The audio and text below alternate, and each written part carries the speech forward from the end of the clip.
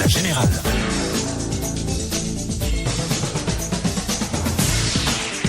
La Générale. La Générale.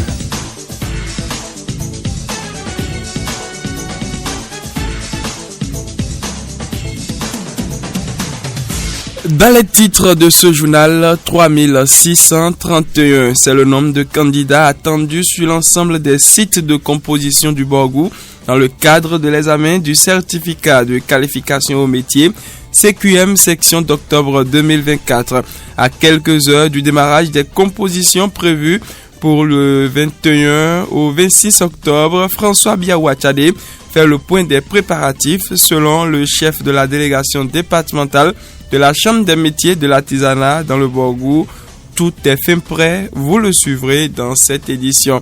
Pendant ce temps, tragique accident de la route à Djidja, le triste événement ce vendredi a causé le décès de 3 individus à l'origine. Une collision entre motocyclistes, restait pour en savoir davantage. Et puis les responsables de la commission électorale nationale autonome Sénat s'active pour une organisation sans couac du scrutin général de 2026. En témoigne une formation initiée au profit des agents. On en parle également dans ce 19 avec beaucoup plus de détails. À suivre bien d'autres informations. Les nouvelles sportives, la page Afrique dans les dernières minutes, la revue de presse nationale, c'est la charpente de l'édition. Bonsoir à tous et bienvenue dans la Générale de l'information. La Générale. Christian Avossetien assure la mise en onde de l'édition. En titre, je l'annonçais, c'est le lundi prochain que démarre l'examen du certificat de qualification au métier CQM session d'octobre 2024. 3631 candidats vont à l'assaut de ce diplôme dans le Borgou, dont 1957 candidats à Parakou. L'examen est prévu du 21 au 26 octobre et à quelques heures de la tenue de cet examen, tout est fait prêt pour une composition réussie. C'est ce qu'il convient de retenir des propos de François Biawatchade, chef de la délégation Borgou de la Chambre des métiers de l'artisanat. Selon lui, les imperfections des précédentes éditions ont été prises en compte par la CMA Bénin. François Biawatchade fait le point des préparatifs du CQM pour le compte du Borgou. Suivez ses précisions. Tout est fin prêt, vraiment de grande classe. Les imperfections des éditions passées, nous sommes en train de les corriger pour que cette fois-ci, qu'il y ait moins de dégâts. Je peux vous rassurer que par rapport aux préparatifs, tout est fin prêt pour l'examen du 21 au 26 octobre 2024. Dans la commune de Parakou, nous avons 4 centres de composition et nous avons plusieurs sites de composition. Les centres représentent les sites de façon globale, c'est-à-dire au niveau de chaque centre, on a un certain nombre de sites de composition. Donc, je peux vous dire, par exemple, quand on prend la couture, parce que c'est là qu'il y a plus d'effectifs, la branche textile, et tout ce qui est de couture d'âme, ils vont composer au niveau de la base d'appui des artisans à Mawignon. Et tout ce qui est de couture homme, eux vont composer au niveau de la salle d'alphabétisation. Maintenant, les stylistes et la haute couture seront au niveau de l'entreprise Zénith Couture. L'invité du Grand Direct de l'information de ce vendredi 18 octobre évoque également les innovations de l'examen du CQM session d'octobre 2024. François Biawatchade précise par ailleurs que les listes des candidats retenus ont été affichées plus tôt afin que les réclamations de dernières heures soient corrigées. Extrait des propos de François Biawatchade, il est le chef de la délégation Borgou de la CMA Bénin. Nous avons eu le temps d'afficher la liste. Il y a eu des corrections qui ont été faites. Donc, il n'y aura pas des enfants qui seront trop perdus. Et mieux, les éditions passées, on a eu beaucoup de sites et qui ont compliqué plus la situation. Alors, cette fois-ci, on a essayé de regrouper les sites par rapport aux métiers de gros effectifs. L'autre innovation, c'est que on est totalement prêt, que ce soit au niveau de l'administration, qu'au niveau des CCO dans toutes les communes, on est vraiment prêt parce que chaque CCO est déjà rentré en possession des listes. Tout enfant qui aura 17 ans le 31 décembre 2024 peut aller à l'examen. Donc, du coup, celui qui ne l'aura pas ne peut pas aller à l'examen. Par exemple, ces erreurs ont été corrigées. L'autre chose, puisqu'on a eu le temps d'afficher les listes des candidats, alors si un patron n'a pas pu déposer les dossiers de son apprenant, l'apprenti est déjà au courant. Et la faute ne revient pas aux CCO qui sont chargés de l'organisation. Renforcement des liens armée-nation. Les médecins militaires sont depuis quelques jours aux côtés des populations de la commune de Kobli et environ pour une action civilo-militaire.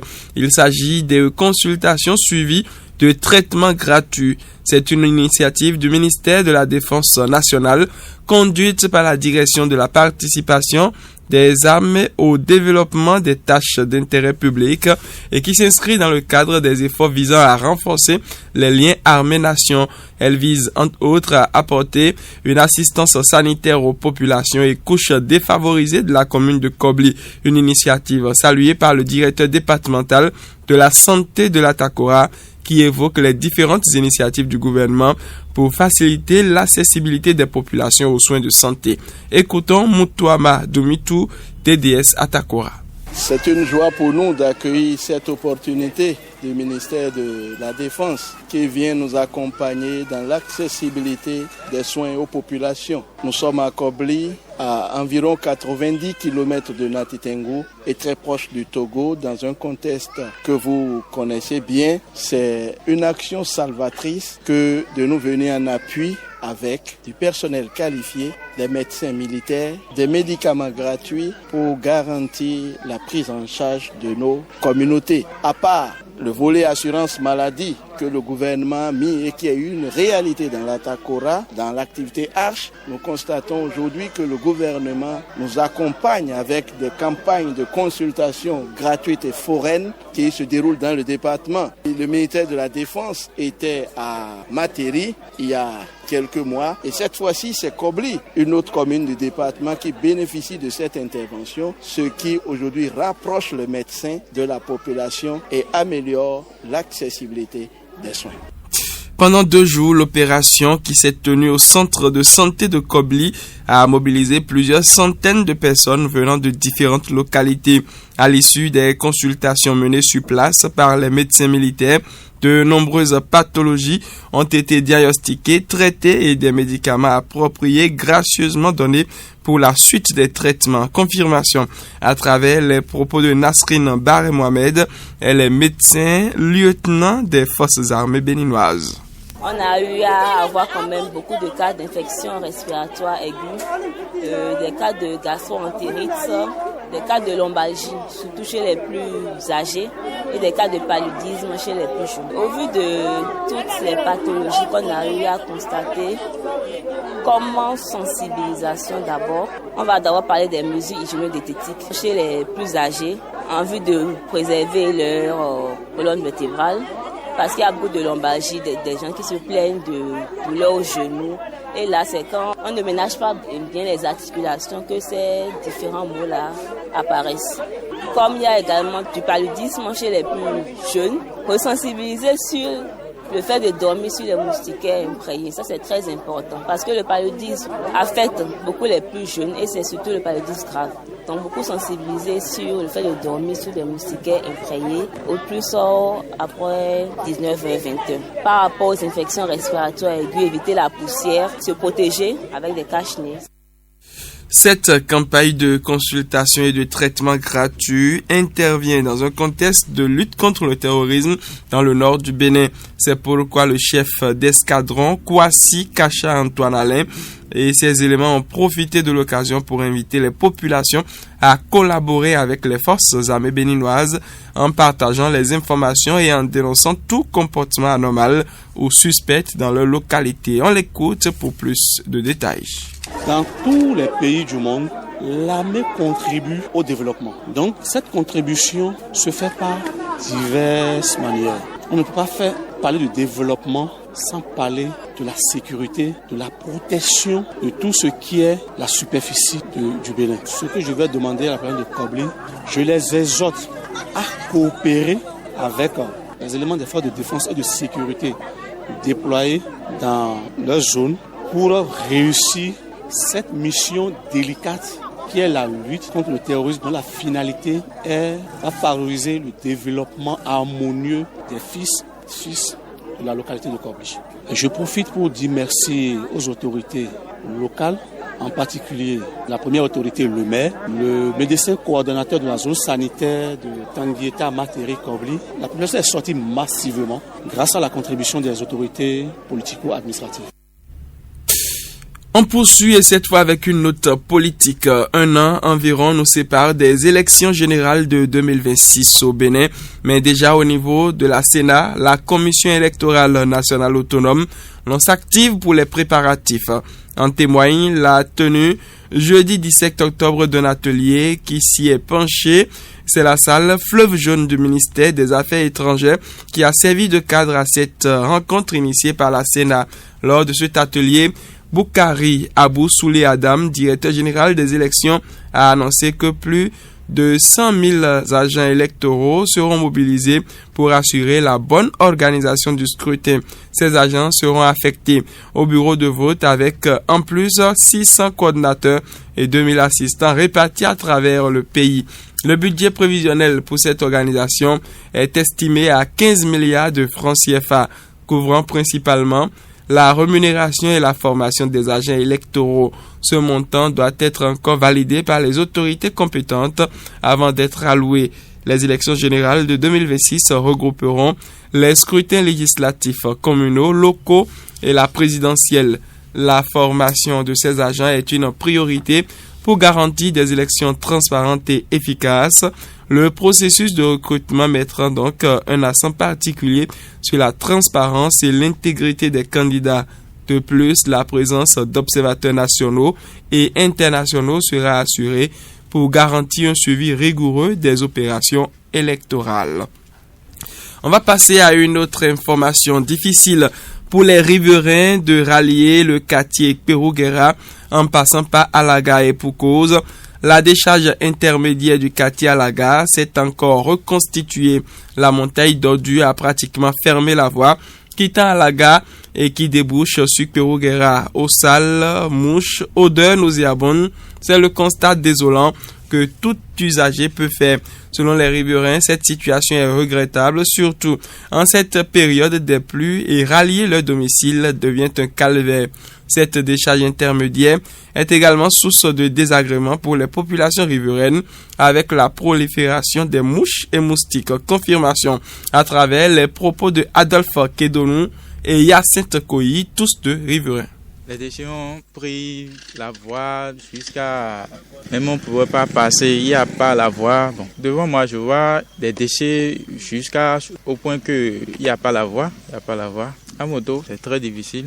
Même à pied, c'est impossible. C'est les gens des mairies qui font ça, parce qu'ils ont dit que si mairie avait accepté là, s'ils veulent qu'ils ne veulent plus les ordures là, qu'ils réparent la voie là, sinon ils vont toujours verser des ordures là. Mais maintenant, comme ils ont fini de verser, ils bloquent la voie là maintenant, ils ne partent plus là encore, ils ont cherché une autre voie encore, et rentrer là-bas et verser les ordures. Ça nous arrête le maladie ici. Vous avez vu, les mouches viennent ici, nous gêner, et tout. Ça sent mauvais odeur, même. On n'arrive pas à respirer, même dans les quartiers, même. Si la pluie tombe là, et si tu vois les gens en train de tomber là, tu vas croire que c'est les zèbres qui sont sous la voie. Ils ont bloqué la voie là complètement. Maintenant, nous aussi, on dit ça, même les gens nous insultent encore. Que nous on a rassasié à cause de ça, nous on est en train de dire ça là. Et ça voulait amener même bagarre. Et nous on a laissé. Rapprocher le responsable des affaires domaniales et environnementales de la mairie de Parakou, Boris Gbenakonfatiou, dit avoir connaissance de la situation. Selon lui, cette décharge intermédiaire entre-temps dégagée par la mairie est de retour. Ce sont les populations et des structures de précollecte des ordures ménagères qui déversent des ordures sur ce site. Mais il rassure que ces ordures seront bientôt refoulées. Le RAD invite par ailleurs les populations à s'abonner aux structures de précollecte des ordures afin de garder notre environnement sain. On va marquer une courte pause avant la suite de cette édition. La Générale. On poursuit la générale avec des informations plus brèves. C'est d'abord cet accident que j'annonçais dans les titres. Un tragique accident de circulation qui fait 3 morts à Djidja, une ville du département du Zou. Le drame s'est produit ce vendredi et selon les informations du web média Le Potentiel, qui cite un témoin oculaire, ce sont 2 motocyclistes qui sont entrés en collision. La violence du choc n'a laissé aucune chance aux 2 conducteurs décédés sur le champ, tout comme une passagère qui portait un bébé au dos et qui, elle, a succombé sur le chemin de l'hôpital. Le nourrisson, de son côté, est miraculeusement sorti indemne, blotti sur le dos de sa maman. Les forces de l'ordre se sont rendues sur les lieux pour le constat d'usage. Et pendant ce temps, à Djougou, c'est un jeune docteur en BTP qui a été retrouvé ensanglanté, la gorge tranchée dans un hôtel. Le drame qui s'est produit la semaine dernière a été révélé ce vendredi, toujours par nos confrères du Potentiel. Selon les recoupements, la victime du nom de Virtus Tongba, âgé de 30 ans, venait à peine de soutenir sa thèse de doctorat à la Sorbonne en France. Ingénieur en bâtiment et travaux publics, il a regaillé son pays, le Bénin, et venait de prendre service en tant que supérieur adjoint sur un projet à Djougou. Les mêmes sources renseignent qu'il se serait sorti de sa chambre en criant au secours, en étant ensanglanté et la gorge découpée. Évacué à l'hôpital, il succombe à ses blessures, laissant sa famille dans la tristesse. Le procureur de Djougou a été saisi du dossier et une enquête a été ouverte pour savoir ce qu'il s'est réellement passé. En attendant, éducation. Les enseignants d'éducation physique et sportive de Parakou seraient-ils en train de gruger les apprenants? Eh bien, c'est une question qui mérite d'être posée face aux plaintes de certains parents. En effet, ces derniers disent ne pas comprendre la somme de 1200 francs CFA que réclament les professeurs d'EPS à leur progéniture. Et pour en savoir davantage, Fraternité FM a donné la parole à ces enseignants concernés. Selon Jean Alassane, conseiller pédagogique en EPS, les frais demandés sont bien réglementaires. Ils permettent de mettre à la disposition des apprenants des classes de 6e, 5e et 4e des documents d'accompagnement pour le bon déroulement des activités pédagogiques. Par ailleurs, l'enseignant n'a pas le droit de renvoyer l'apprenant qui ne détient pas ce document, précise-t-il. Suivez ces clarifications. C'est vrai, ce n'est pas de l'arnaque, ce n'est pas un vol au niveau de l'enseignant, ni au niveau de vos enfants. C'est légitime. Il y a réellement un document d'accompagnement en EPS. EPS, aujourd'hui, je parle du sport. Aujourd'hui, tel que vous et nous l'avons vécu à l'école, n'est plus à cette étape-là. EPS aujourd'hui est à la fois un cours théorique et pratique. Connaissance pratique, c'est tout ce que les enfants font sur le plan pratique aujourd'hui. L'État a trouvé nécessaire qu'ils aient des connaissances théoriques par rapport à cela. Et c'est dans ce cadre, à l'instar de beaucoup de matières, l'État a autorisé certains documents d'accompagnement. C'est des documents pour accompagner les connaissances des apprenants. Vu que c'est un document d'accompagnement, c'est un document qui n'est pas imposé, mais il est intéressant que les apprenants puissent l'avoir. Et conformément à la décision du ministère de ne renvoyer aucun élève qui n'a pas de document, mais il est intéressant qu'il puisse l'avoir. Jean Alassane rassure les parents d'élèves qu'il ne s'agit en aucun cas d'une escroquerie. Bien au contraire, ce document d'accompagnement est d'une grande utilité pour permettre à l'apprenant de bien assimiler les notions d'éducation physique et sportive. On va marquer la pause qui nous permet de parler sport.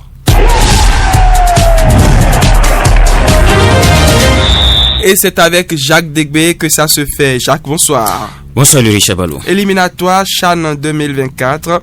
La liste définitive des guépages y arrive pour la double confrontation face au Togo. Oui, l'équipe nationale locale du Bénin s'active pour une double confrontation face au Togo. Ceci dans le cadre du premier tour des éliminatoires du CHAN, le championnat d'Afrique des Nations 2024. En prélude à ce rendez-vous, le sélectionneur national Moussa Latundi a convoqué 23 joueurs pour un stage de mise au vert à Grand Popo. La liste réduite fait suite à 3 regroupements. Ouida et Akove. Il est prévu que la délégation béninoise bouge pour Lomé le 23 octobre prochain. Parmi les 23 convoqués, on retrouve des noms comme Odo Chabibio de Coton FC, le milieu de terrain Patrick Sedjame de Buffle du Borgou, Rabiou Sankamao, défenseur d'Aspac, ou encore le gardien de but Mariano Tinovi de Lotopopo, récemment convoqué chez les A. Le match aller a lieu le 25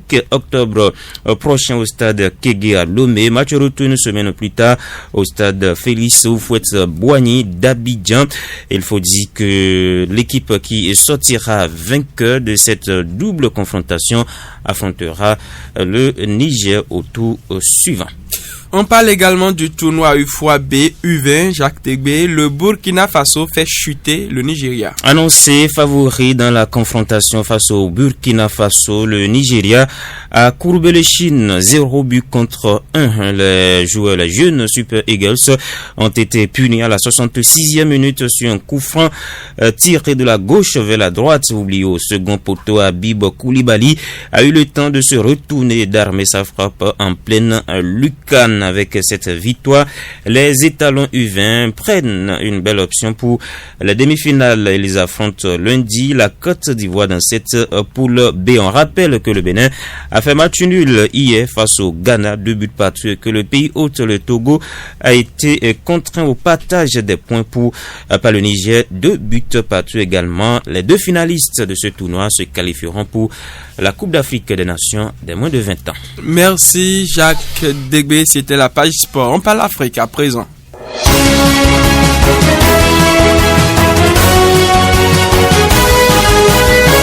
Page Afrique dans ce 19h avec Cybèle. Bonsoir. Bonsoir. On va démarrer par un pays à côté, le Sénégal. Bassirou Diomaye Faye s'envole à Kédougou.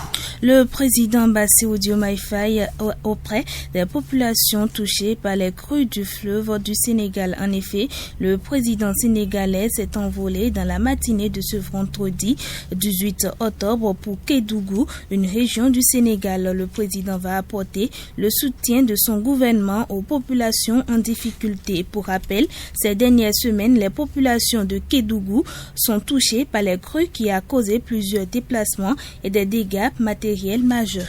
Kenya, on poursuit avec suspension du remplacement du vice-président destitué par un tribunal. La haute cour kenyane a suspendu vendredi 18 octobre le remplacement du vice-président destitué par le ministre de l'Intérieur, Kittu Kindiri. Au moment où la validation de la nomination de Kindiri par le président William Ruto était adoptée à l'unanimité par l'Assemblée nationale quelques heures après l'approbation de la destitution inédite de Rigati par le Sénat, une ordonnance de justice a suspendu la procédure jusqu'au 24 octobre. Le vice-président déchu, hospitalisé quelques heures avant le vote des sénateurs jeudi soir, avait contesté son remplacement en justice, le qualifiant d'anticonstitutionnel et précipité.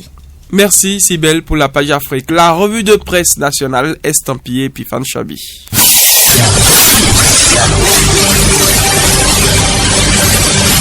Bonjour à tous, bienvenue dans cette revue de presse. Jean-Michel Abimbola de retour à Cotonou ce jeudi 17 octobre 2024. 24 au Bénin l'investigateur, le potentiel Bénin intelligent et bien d'autres publications en parlent précisent que le ministre du Tourisme, de la Culture et des Arts fait son comeback après plusieurs mois de soins médicaux en France. Le ministre retourne au Bécaye et il pourra reprendre selon plusieurs sources son poste de ministre la semaine prochaine et pendant son absence. 24 au Bénin rappelle que son intérim était assuré par le ministre Modeste Kérékou. Dans la suite de cette revue, à environ un an du dernier délai de dépôt des dossiers de candidature pour la présidentielle de 2026 au Bénin, c'est le statu quo fait remarquer la nouvelle tribune. Du côté de l'opposition béninoise, diverses raisons peuvent entretenir cette situation et ses principaux leaders étant en détention ou en exil, tout comme son appel à la relecture du code électoral adopté en masse qui ne faiblit pas. Quant à la mouvance au pouvoir porteuse de cette disposition, elle semble n'avoir n'avoir pas encore pris la mesure de la situation et le chef de l'État Patrice Talon n'étant plus constitutionnellement éligible en 2026, toute volonté de contenir les ambitions n'aura plus la même légitimité comme en 2021 où il était candidat à sa propre succession, précise le journal. Et déjà, l'une des retombées est ce coup d'État annoncé déjoué le 24 septembre dernier qui serait planifié par des membres de son précaré, dont Olivier Bokor, son ami intime et un des principaux piliers du régime. Eu égard aux gemmes qu'il couvre, si dans 6 mois au plus tard rien n'est fait, sauf cas de consensus,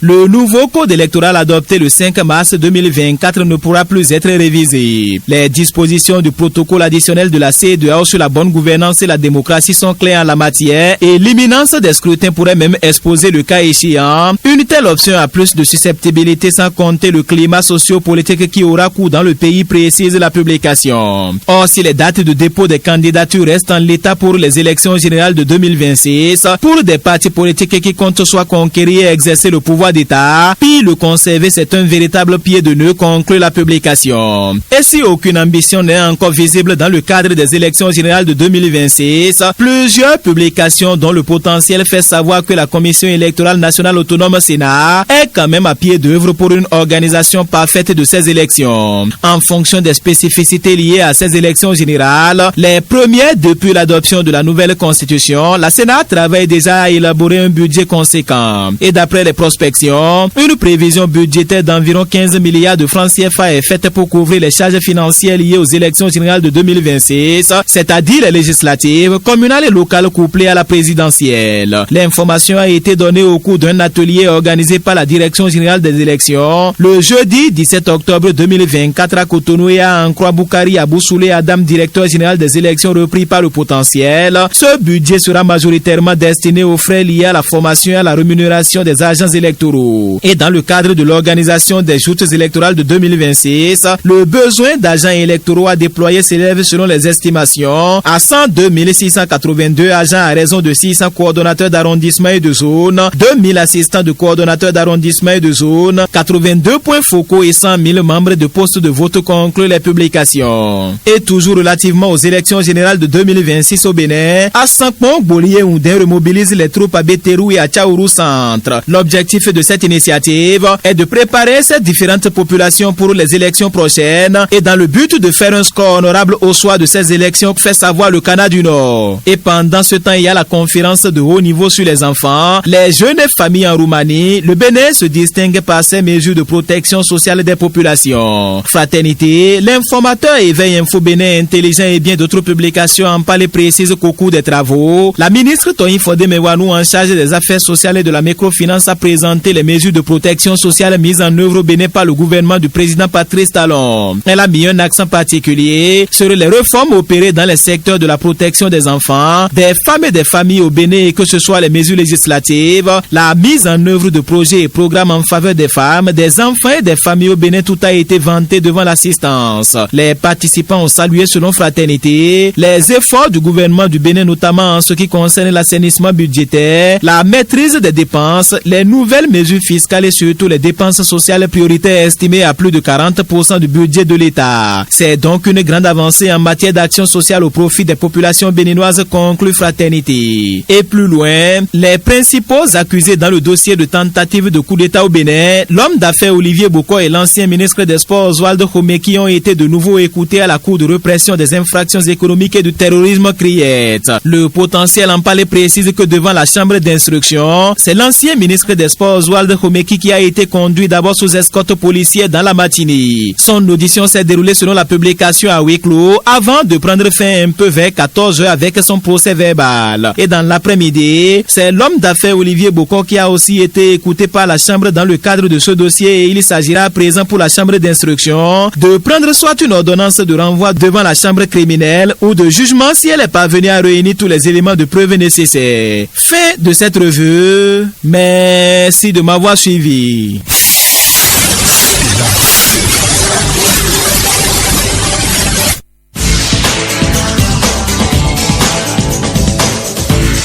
C'est la fin de ce journal. À vous qui l'aviez suivi de bout en bout, je dis merci.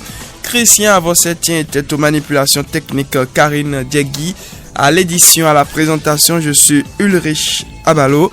bon début de week-end à tous par anticipation.